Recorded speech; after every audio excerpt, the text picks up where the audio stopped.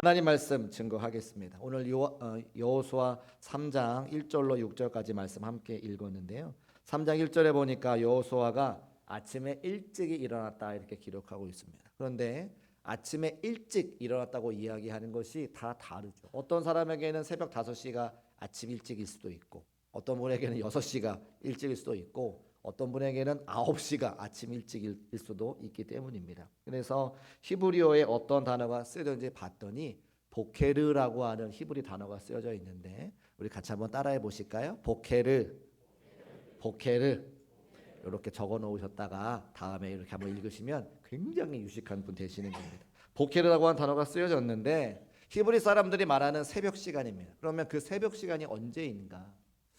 아마 밖에서 야영을 하시거나 캠핑을 하시거나 밖에 계시면서 새벽을 지나는, 아침을 맞이하는 그런 시간들이, 그런 경험들이 다 있으실 것 같은데, 저는 보통 여름에는 새벽기도 나올 때, 그리고 겨울에는 새벽기도 끝나고 들어갈 때 이런 경험들을 종종 합니다. 온통 밤이니까 새카맣죠. 껌껌합니다. 그러다가 이제 해가 뜨면 하늘에서부터 밝아지는 것이 아니라 그 하늘과 땅의 경계에서부터 푸른 빛이 쭉 올라와서 위에는 밝아지고 땅은 어두컴컴한 바로 그 순간, 그래서 하늘과 땅의 경계가 생기는 그 순간을 보케르라고 하는 거죠. 아직 어둠이 완전히 가시지도 않았고 아직 완전한 아침이 오지도 않는 바로 그 순간, 그러나 어느 누구도 새로운 아침이 밝았다고 하는 것을 알게 되는 바로 그 순간을 새벽 보케라고 이야기하는데, 그 보케라고 하는 단어가 오늘 이 3장 1절 말씀에 쓰여졌다고 이야기하는 겁니다. 그리고 이것에는 영적인 의미가 있는데, 하나님께서 이스라엘 백성들을 여기까지 인도하셨던 그 수많은 날들 가운데 새로운 시작을 열어가는 바로 그 순간이 이 보케르 시간이라고 하는 거예요. 하나님께서 본토 친척 아버지의 집을 떠나 내가 너에게 보여줄 그 땅으로 가라 아브라함에게 말씀하셨을 때에, 아브라함이 하나님의 말씀을 듣고 순종해서 믿음의 조상이 되었노라 지난주에 말씀을 드렸습니다. 그 아브라함의 순종부터 이삭, 야곱, 요셉에 이르기까지 이스라엘 4대 족장을 통해서 이스라엘 백성들이 번성한 것을 우리가 알고 있습니다. 그리고 그들이 애굽의 노예로 끌려갔다가 430년 만에 모세라고 하는 지도자를 세워주셔서 그들을 출애굽시키시사 광야의 땅을 40년을 걷게 하는 것을 우리가 다 알고 있습니다. 그리고 요단강 동편까지 와서 이제 이 요단강을 건너 하나님께서 약속하신 적과 꿀이 흐르는 가나안 땅으로 들어가야 되는데, 민족의 지도자였던 모세가 죽고 두려움에 떨었던 그 여호수아에게 내가 너와 함께하니 두려워하지 말라고 말씀하신 그 하나님의 약속의 말씀을 붙잡고 요단강을 건너 가나안 땅으로 들어가려고 이스라엘 백성들과 여호수아가 서 있는 바로 그 시점이 이 보케라고 하는 거예요. 얼마나 많은 사람들에게 하나님의 말씀을 주시고 그 약속의 말씀을 붙잡고 여기까지 인도해 왔습니까? 또 하나님께서 그 수많은 사람들에게 하나님의 말씀을 주시고 그 말씀을 그대로 이루어 가시는 모습을 누가 보았어요? 이스라엘 백성들이 보았다는 거예요. 아버지 어머니에게 들었던 살아계신 하나님에 대한 말씀, 할머니 할아버지에게 들었던 그 하나님에 대한 말씀을 그들이 듣고 하나님의 인도하심을 따르는 그 백성의 지도자들과 함께 오늘 이 요단강 동편에 서서 새로운 시대를 열어가는 바로 그 시간에 하나님께서는 보케르의 시간으로 그들에게 말씀하고 있다는 것입니다. 그런데 이스라엘 백성들에게 그 보케르의 시간을 허락하십니까? 그렇지 않다는 거예요. 여기 앉아있는 우리 모두도 하나님께서 새로운 시작을 열어가셨기 때문에 이 자리에 앉아있음을 믿으시기를 주의 이름으로 축복합니다. 한번 생각을 해볼까요? 사랑하는 청년들이 직장생활, 직장에 들어가기 위해서 얼마나 많은 시간 동안 공부를 합니까? 얼마나 많은 시간 동안 면접을 봅니까? 얼마나 많은 시간 동안 시험을 봅니까? 그러나 다 들어가는 것이 아니라 떨어지고 낙방하고 얼마나 많은 어려움의 시간들이 있어요. 절망하는 시간들이 있습니까? 그러나 하나님께서는 보케르의 시간으로 그 청년의 삶을 축복하여 주셔서 그가 원하는 직장에 들어가고 넥타이 매고 양복 입고 처음으로 출근하는 바로 그날이 바로 보케르의 시간이라고 하는 거예요. 오늘도 함께 선남 선녀가 만나서 아름다운 가정 이루겠노라 약속하며 교인들에게 인사했는데 전혀 알지 못했던 남자와 여자가 만나서 서로 연애를 하고 사랑을 하고 한 가정을 이루면서 신혼여행 가서 그 신혼여행에서 첫날 맞이하는 그 아침에 떠오르는 해를 보면서 내가 이 사랑하는 아내를, 사랑하는 남편을 영원토록 검은 머리가 하얀 머리가 될 때까지 사랑하고 섬기느라 그 다짐하는 그 남편과 아내의 마음이 바로 보케르의 심정이라고 하는 거예요. 사업을 시작합니다. 잘 될지 안 될지 알 수 없지만 마음의 소망을 가지고 희망을 가지고 잘 되기를 원하는 마음 가지고 사업을 시작하잖아요. 그 첫날 개업하는 첫 아침에 문을 열면서 앞마당을 쓸며 다짐하는 마음이 무엇입니까? 그래, 내가 이 기업을 통해서 내가 이 사업을 통해서 하나님께 큰 영광 올려드려야지, 나의 삶의 기반을 준비해야지 라고 하는 그 시작의 마음이 바로 이 보케르의 순간이라고 하는 거예요. 하나님께서 우리와 함께 하시고 수많은 믿음의 선배들을 통해서 함께했던 그 하나님과 동행하여 이 보케르의 순간을 맞이하는 이스라엘 백성들의 그 마음이 두렵기도 하고 떨리기도 하고 감사하기도 하고 은혜가 넘치는 그런 마음이었다고 하는 것이죠. 우리 사랑하는 성도들의 마음도 이 보케르의 시간처럼 하나님의 임재하심과 하나님의 동행하심과 새로운 시대를 열어가시는 그 주님 앞에 두렵고 떨리는 마음이지만 감사와 찬송과 영광 올려드릴 수 있는 모든 성도의 삶이 되시기를 주님의 이름으로 축복합니다. 하나님은 그와 같이 우리와 함께 보케르의 시간으로 영원토록 함께 하시는 분이라고 말씀하고 있는 거예요. 그런데 바로 그때에 여호수아가 아침에 일찍 일어나서 뭔가를 준비하는데 그 준비하는 장소를 오늘 우리에게 말씀하고 있는 것이죠. 우리 1절 말씀 한번 올려주실까요?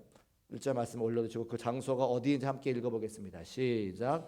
또 여호수아가 아침에 일찍이 일어나서 그와 함께 모든 자손들과 더불어 시딤에서 떠나 요단에 이르러 건너가기 전에 거기서 유숙하니라. 아멘.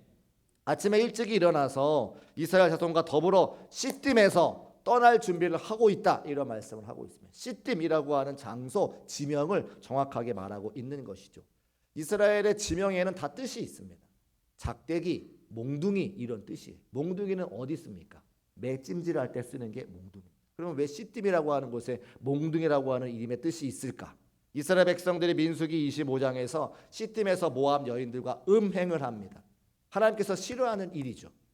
그곳에서 이스라엘 백성들이 하나님의 말씀에 불순종하는 모습, 하나님의 말씀을 거역했던 그곳이 바로 시딤이라고 하는 거예요. 그런데 이스라엘 백성은 지금 그 시딤을 어떻게 한다고 기록하고 있습니까? 시딤에서 떠난다라고 기록하고 있는 거예요. 그리고 어디를 건너간다 그래요? 요단에 이르러 건너가기를 준비하고 있다 기록하고 있죠. 또 요단이라고 하는 강의 이름도 있습니다. 지나가다, 내려놓다 이런 뜻이 있습니다. 그러니까 가만히 생각해 보면 보케르의 시간에 시딤이라는 장소를 떠나 요단이라고 하는 강을 건너가는 모습을 우리에게 보여주고 있는 거죠. 하나님께서 약속하신 새로운 시대를 열어가는 시대에 나의 죄악의 모습, 불순종한 모습을 떠나 시딤을 떠나 이 요단강을 건너는 그 장면을 우리에게 보여주고 있는 거예요.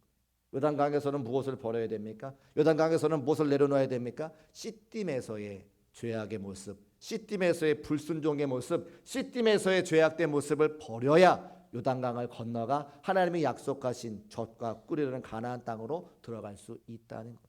사랑하는 여러분, 시딤에서 모든 것을 내려놓으시는 우리 중국교회 모든 성도의 삶이 되시기를 주의 이름으로 축복합니다. 그럼 시딤이 무엇입니까? 예수님 만나기 전에 우리의 모든 삶이라고 하는 거예요. 하나님과 함께하지 않았던 삶, 예수 그리스도를 알지 못했던 삶, 하나님의 말씀에 불순종하고 나도 모르는 사이에 지었던 죄악의 문제들을 다 해결하는 그곳이 바로 시딤이라고 하는 거죠. 그곳을 떠나야 요단강을 건너가 하나님께서 약속하신 축복의 땅으로 건너갈 수 있다는 것입니다. 바로 그때에 하나님께서는 여호수아에게 두 가지 말씀을 하시는데 이 말씀을 주신 데에는 이스라엘 백성들이 한 가지 조건이 있었습니다. 우리 2절 말씀 화면에 올려두시고 2절 말씀 함께 읽어보겠습니다. 시작. 사흘 후에 관리들이 진중으로 두루 다니며. 아멘. 시간이 나왔죠. 무슨 후에? 사흘 후에. 그러면 지금 시딤을 떠나서 요단강을 앞에 두고 3일 동안 뭐 했다는 거예요? 기다렸다는 겁니다. 뭐 하면서 기다렸을까요? 이것이 하나님의 뜻인지 아닌지, 이것을 건너가는 것은 언제 건너가야 되는지 하나님 앞에 기도하며 기다렸다는 거예요. 한국 사람들이 못하는 거 여러 가지가 있는데 그중에 첫 번째는 뭡니까? 기다리는 거 못합니다. 맞습니까? 제가 이번에도 태국에 같이 선교 팀원들과 함께 선교를 갔는데 빨리 15명이면 커피를 한 잔 먹어도 15잔 아니에요. 처음에 15명 첫 번째 시작하는 사람 아이스 아메리카노 시키면 마지막 15번째 사람 아이스 아메리카노 나올 때까지 30분이 걸립니다. 한 사람이 맨 처음 받았던 사람이 다 마시고 집에 갈 때쯤에 마지막에 나오는 거예요. 저도 성격이 급한 편이라 빨리 속으로만 그렇게 했습니다. 얼마나 느리던지. 그런데 한국 사람들이 신앙생활 하던 중에 또 못하는 것, 기도하고 하나님이 응답하실 때까지 기다리는 걸 못하시더라고요. 근데 이스라엘 백성들은 며칠 동안 3일 동안 기다렸습니다. 하나님의 시간과 우리의 시간이 다르기 때문에 우리가 기다려야 된다고 하는 것이죠. 기도했으면 응답 받을 때까지 기다리며 인내할 수 있는 저와 여러분 되시기를 주의 이름으로 축복합니다. 왜 기다릴 수 있냐면 하나님께서 선하고 좋은 것을 주시기 때문에 기다릴 수 있습니다. 제가 코로나 지난 다음에 깨달은 것 한 가지, 하나님께서는 언제나 우리에게 가장 선하고 가장 좋은 것을 주시는 것을 제가 알게 되었습니다. 코로나가 좋은 겁니까? 나쁜 겁니까? 네.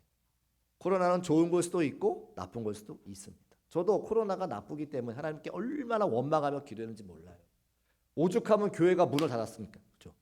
성도님들이 교회 오지 못하시고 예배를 못 드렸습니다. 그래서 하나님 앞에 얼마나 눈물 흘리며 원망하며 기도했는지 몰라요. 그런데 코로나가 지나고 보니까 하나님께서 우리 모두에게 주셨던 은혜가 훨씬 큰 것을 제가 깨닫게 되었습니다. 요즘에 우리 교회 네이버 밴드로 새벽기도가 송출이 되는데 많은 분들이 그 새벽기도를 보고 계세요. 근데 그렇게 온라인으로 송출할 수 있게끔 무엇이 우리를 교회를 바꿨습니까? 코로나가 우리를 바꾼 겁니다. 코로나가 우리 시대에 없었으면 온라인으로 예배할 일이 없습니다. 그래서 우리가 전 세계 어디에 있든지 간에 예배하고자 하는 마음만 있으면 얼마든지 유튜브를 열어서 담임 목사의 말씀을 듣고 내가 서 있는 그 자리에서 예배할 수 있는 시대가 우리에게 열리는 거죠. 무엇 때문에? 코로나 때문에. 코로나가 나쁠 수도 있고 좋을 수도 있지만 언제나 하나님은 우리에게 선한 것을 주신다고 하는 믿음만 있으면 어떠한 어려움이 온다 할지라도 감사로 받을 수 있는 은혜를 제가 알게 되었다고 하는 거예요. 그래서 기다릴 수 있습니다. 왜요? 하나님은 언제나 선하고 좋은 것으로 우리에게 주시기 때문에. 할렐루야.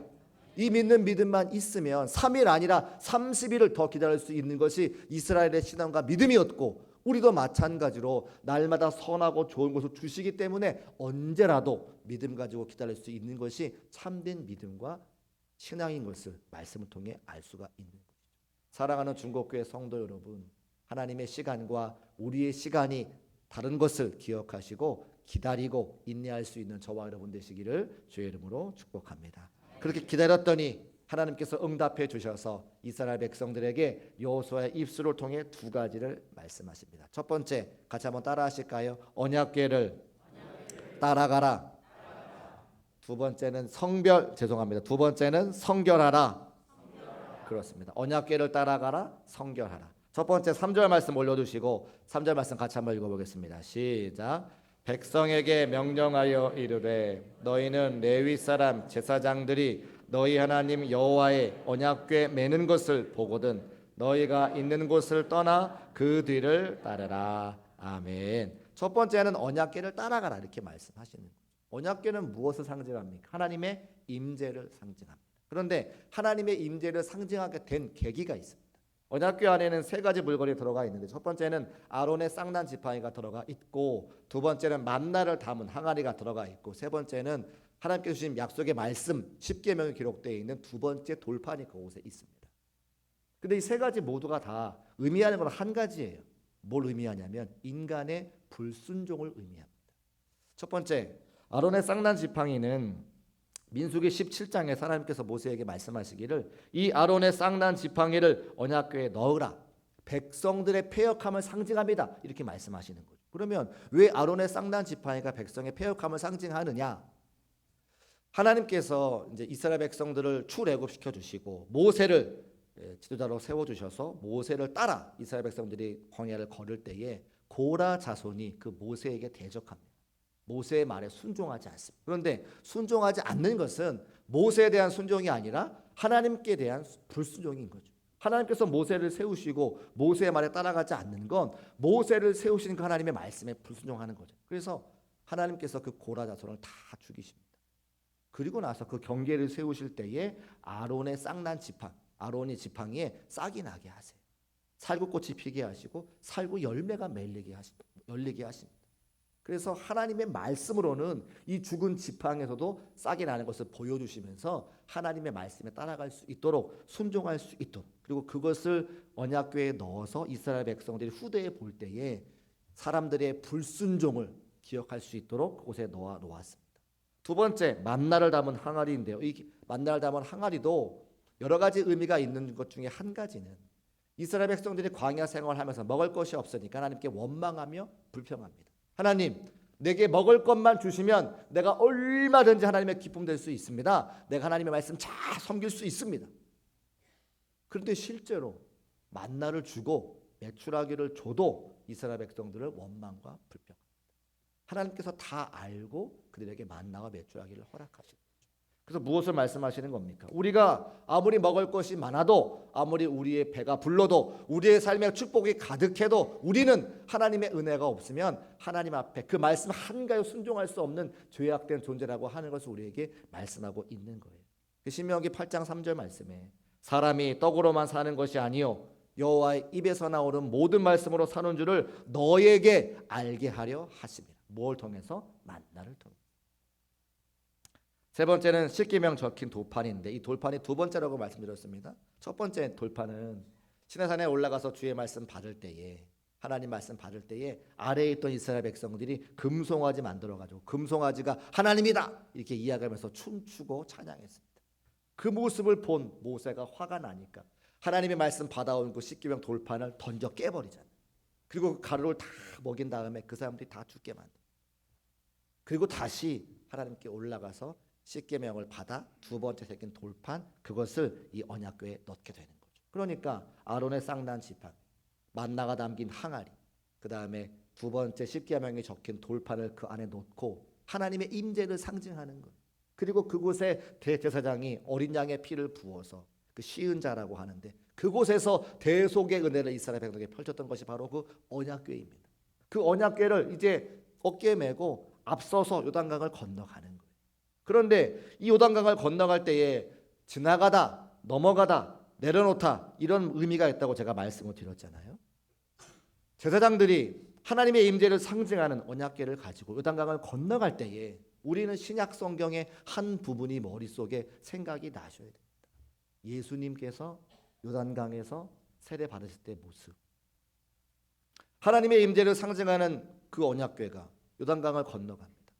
하나님의 독생자 아들 예수 그리스도께서 죄가 없으시기 때문에 세례받지 않으셔도 괜찮은데 세례 요한에게 세례를 받으시러 요단강에 발을 담그십니다.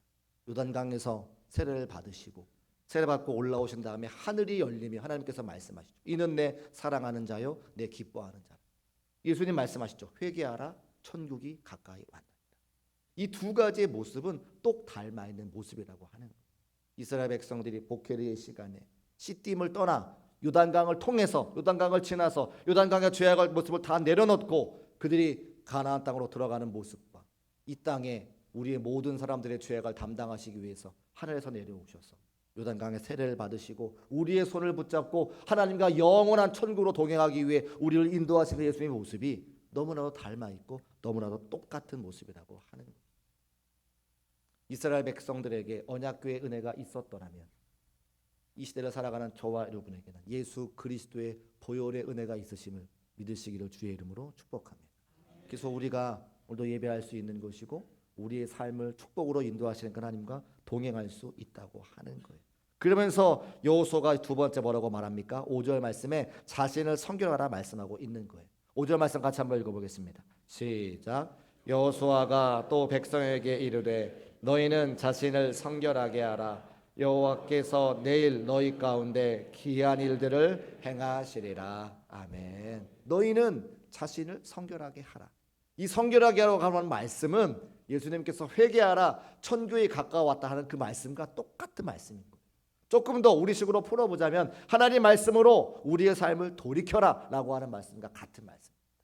그러니까 아까도 말씀드렸지만 복회의 시간에 죄악된 시딤을 떠나 요단강을 건너가서 하나님께서 약속하신 젖과 꿀이라는 가나안 땅에 들어가는 것과 예수 그리스도께서 죄악된 우리의 삶의 자리에 오셔서 그 요단강의 세례를 받으시고 우리의 손을 부여잡고 회개하라, 천국이 가까이 왔다, 성결하라, 말씀으로 돌이켜라라고 하는 그 말씀이 똑같이 맞닿아 있다라고 하는 거예요. 사랑하는 여러분, 우리의 삶의 자리에 예수님께서 오셔서 요단강을 함께 건너가자고 우리의 손을 붙잡고 말씀하시는 그 예수님의 음성이 오늘 예배를 통해 들려지는 저와 여러분 되시기를 주님의 이름으로 축복합니다. 가나안 땅에 들어가는 것은 그런 영적인 과정이 필요합니다. 우리가 천국에 들어가서 하나님과 동행하는 것은 그런 영적인 과정이 필요하다고 하는 거예요. 너 자신을 성결하게 하고 회개하고 또 하나님 말씀을 돌이키라고 말씀하시는 그 예수님의 음성이 오늘 저와 여러분에게 함께하고 있습니다. 또 성찬의 시간에 말씀을 드리겠습니다만 그 예수님께서 십자가를 통해서 당신의 살과 당신의 피를 다 우리에게 주시고 2000년이 지난 오늘 우리가 함께 그 살과 피를 먹고 마심으로 그 예수님의 손을 붙잡는 거죠. 요단강을 건너가는 것처럼 하나님과 동행하는 삶을 소원하는 결단하는 그 모습이 오늘 성찬 예식에 참석하는 우리 모두의 다짐이 되기를 원합니다. 아무쪼록 성천의 은혜와 요단강을 건너게 하시는 하나님의 은혜가 우리 모두에게 함께 하시기를 주의 이름으로 축복합니다.